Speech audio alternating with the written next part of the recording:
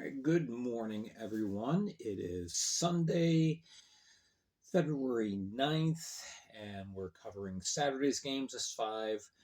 Just as a warning, I'm going to go off on a rant in this first game. All right, so we got some extra notes here.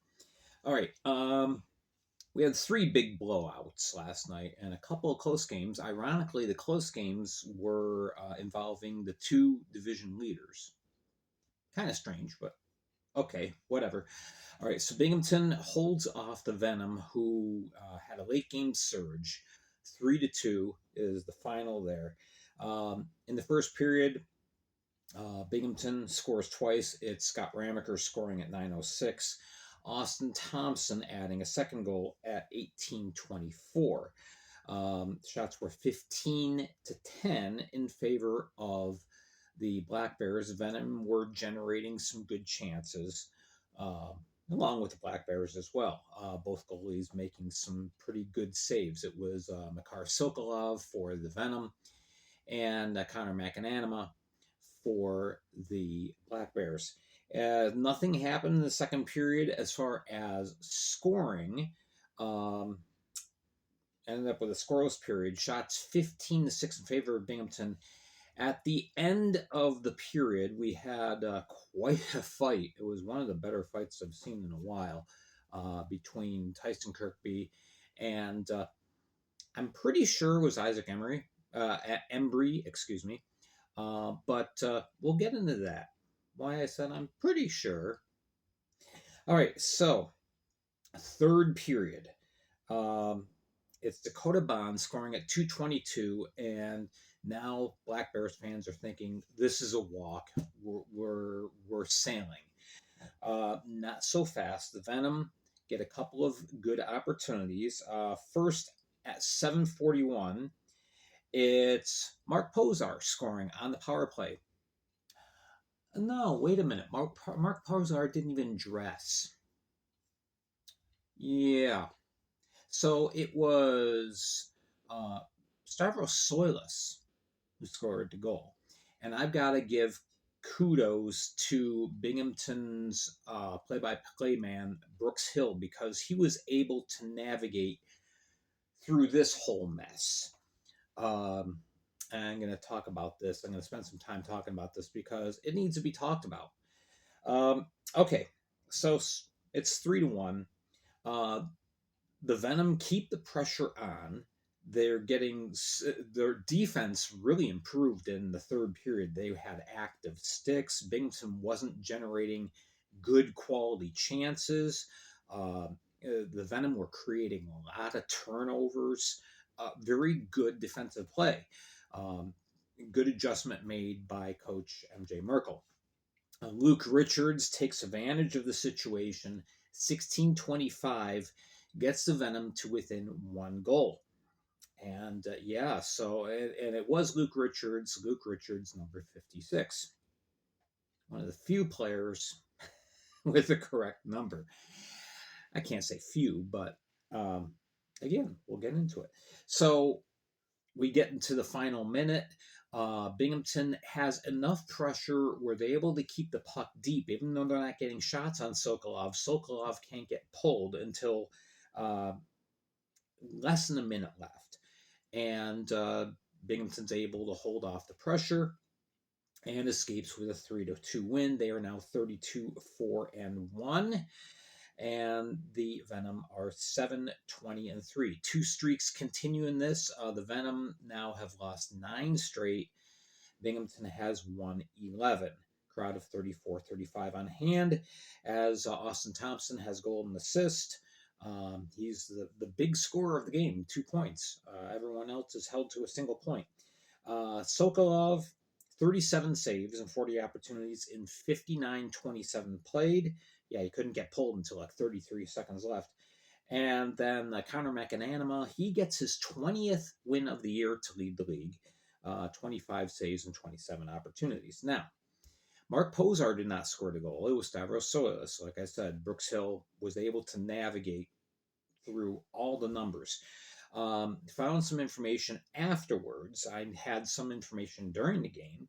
One of the off-ice officials commented that when the lineup card was handed to them at the beginning of the game, as is required, number 29, Mark Posar, was penciled in.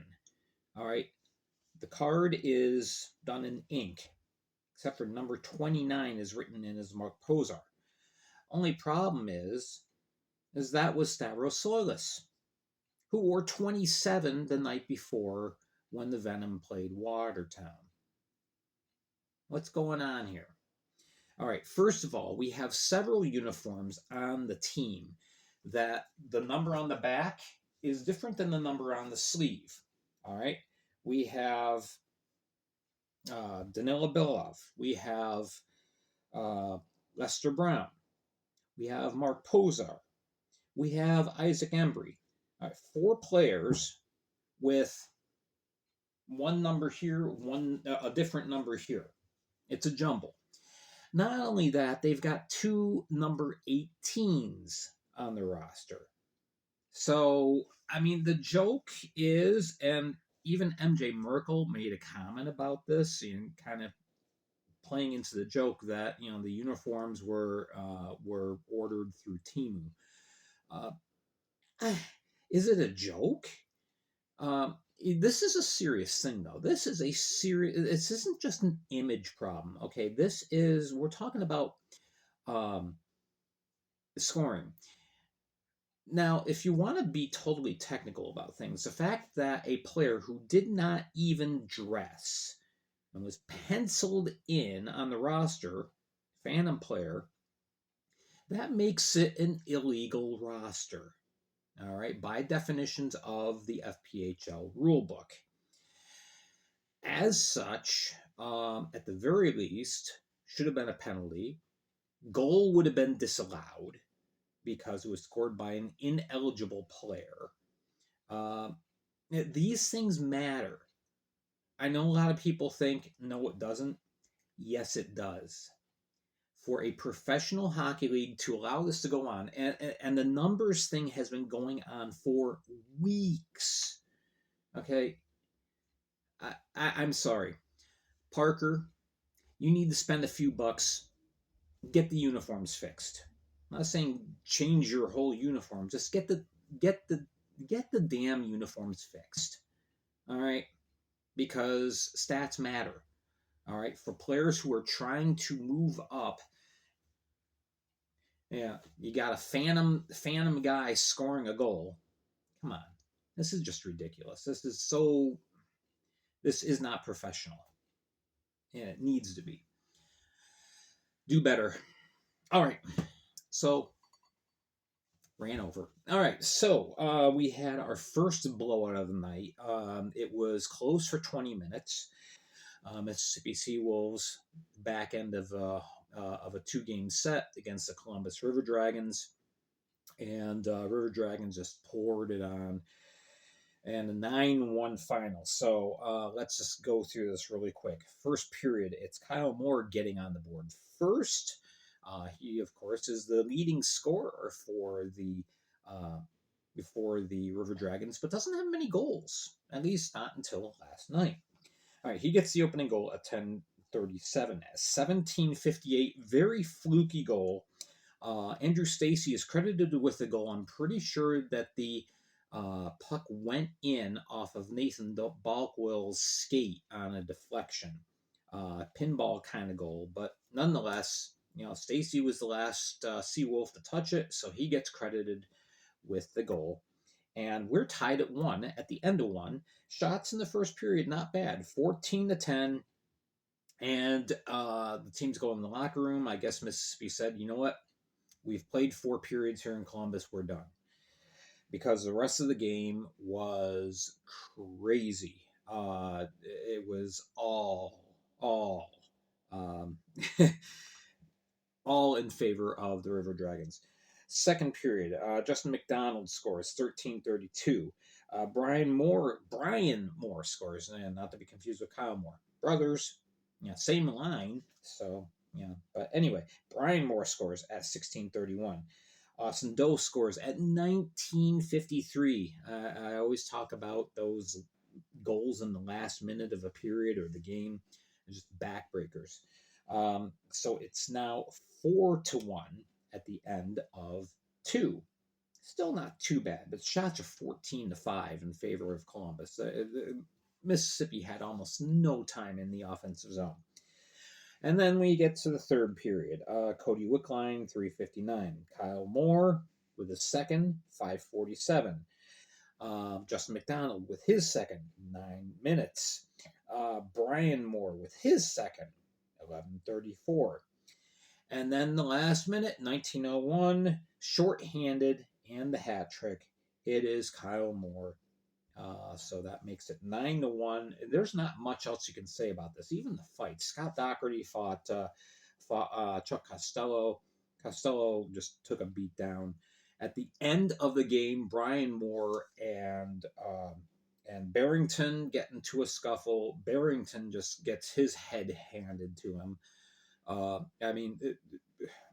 There was literally, after the first 20 minutes, there was no aspect of this game whatsoever in which Mississippi was even competitive. Really sad to see. It's like the Dashers of the South.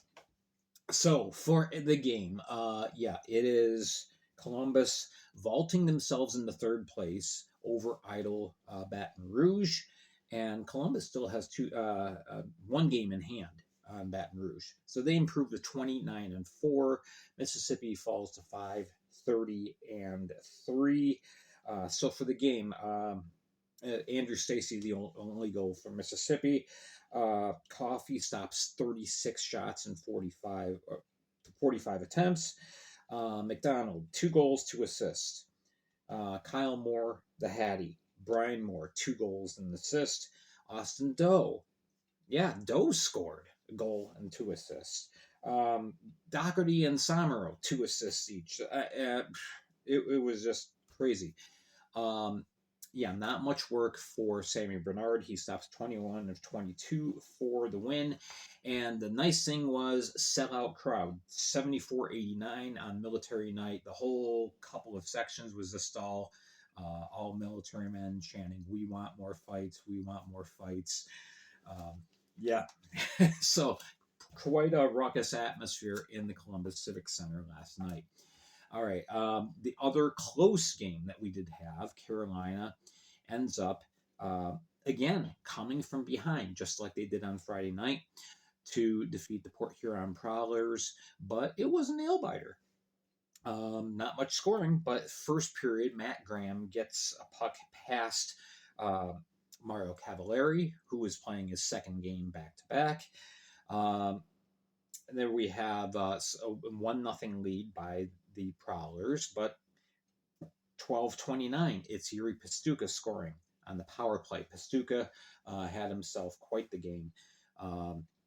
17:02, Stephen Ford absolutely mugs Alex Johnson. Now, I know the reputation that Alex Johnson has.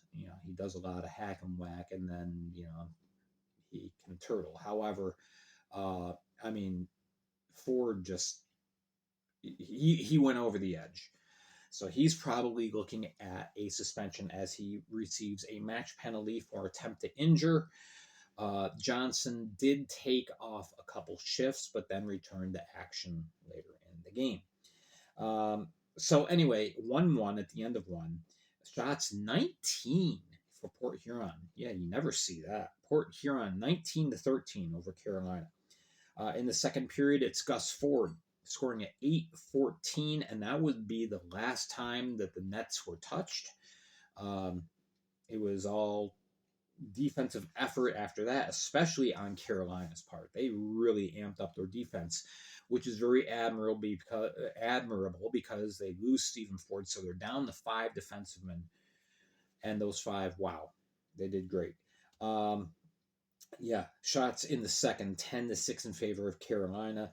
In the third period, shots were 7 for Carolina, 2 for Port Huron. Here's a team who's down just by a goal. They're trying urgently to get offense, and they manage 2 shots. So, yeah. There you go. Ford with the game-winning goal. Pastuca with the other goal. Mario Cavalieri stops 26 of 27. A much better performance last night than what he had the night before. For the Prowlers, Graham with the lone goal.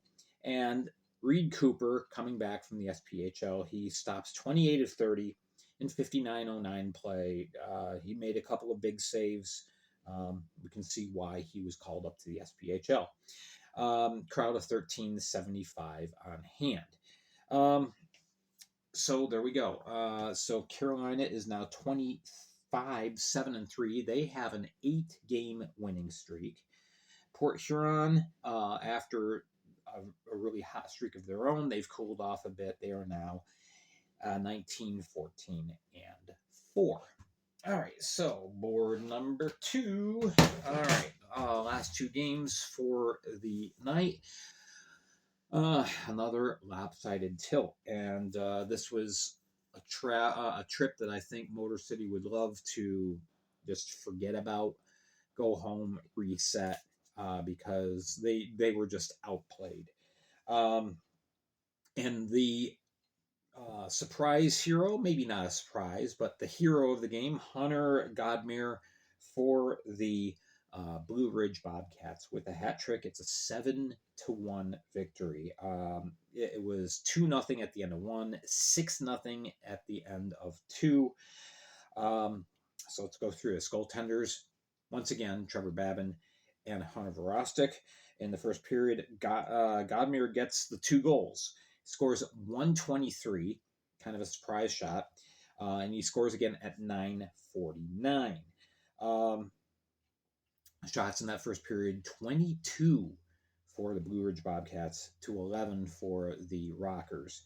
Second period, it's it's just all Blue Ridge. It is Austin Belfay at 5:44.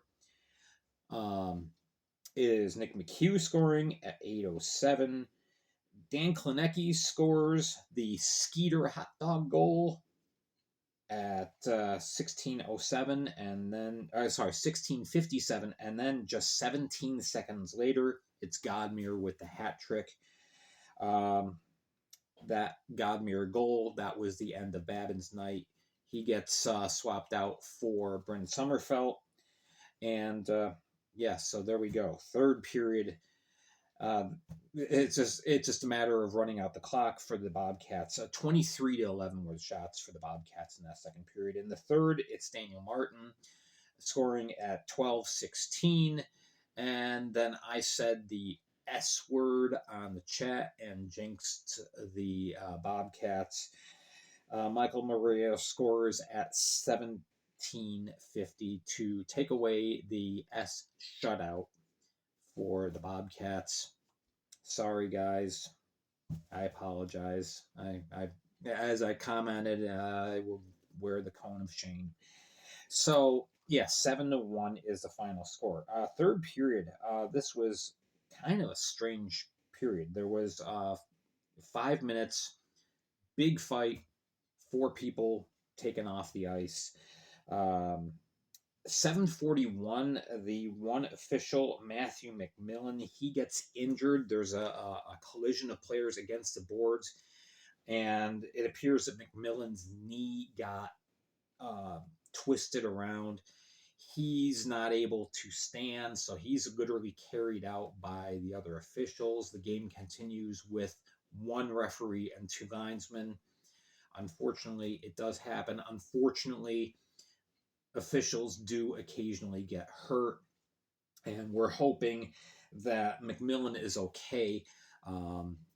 Some fans that were there said that he was taken to the hospital to have his knee treated. Hopefully it's nothing too severe, and hopefully McMillan can return to action sooner rather than later, but it didn't look good. It's just a freak thing. It happens. So I guess that was it for that game. But yeah, so Michael Murray, he had the lone goal for the Rockers. Babin stops 39 of 45 and 37 of 14 played. Brent Sommerfeld, he ends up coming in, saves 6 of 7 in 22-46. Hunter Godmere, 3 goals and 2 assists. What a weekend he had. He had 4 goals and 3 assists overall. Guess who's going to be one of the stars of the week? All right. Martin, a goal and 2 assists. Belfay, goal and assist as well. And Verostic stops 34 of 35 for the win. Just misses out on his 4th shutout of the year. But he gets the win. He lowers his goals against, ups his save percentage. It's a good stat night. It's a crowd of 1566 on hand for that. And our final game that I am just touching on briefly is another washout. Now, Dashers did have the lead very briefly. Zach Horn scores at 3:40. And then the hat tricks just explode for 6 straight goals, including 3 in a 4-minute, 54-second span. And they get the 7-2 win. So the misery continues for the Dashers. Now 30 is the losing streak. The hat tricks, hey, they've won 6 in a row. Look out. They're in second place. They are heating up. Yeah, they've been playing well lately. 19, 10, and 6 is now the record for the hat tricks. Yeah, 62 shots on goal. They peppered both goalies. Parker Rutherford started the game and was pulled after the 5th game, which, on the wrong page here, it was scored by, yeah, I didn't see who it scored. I think that was the Newberg goal that ended up, I think that was it. The game-winning goal was scored by Jacob Ratcliffe at 19:02 of the first period. Frankie McClendon, he gets a start, and he saves 39 of 41. Second straight start for McClendon, in which he's gotten one of the stars of the game. Rutherford, in the 32-46 that he played, he stopped 29 of 34. Oscar Walgren comes in, fares a little better, stopping 26 of 28 in just over 27 minutes played. So yeah, it was just crazy. Shots in the first period, 26 for the hat tricks, compared to 9 for the Dashers. Shots were 18-13 in favor of the Dashers in the second, but they couldn't score.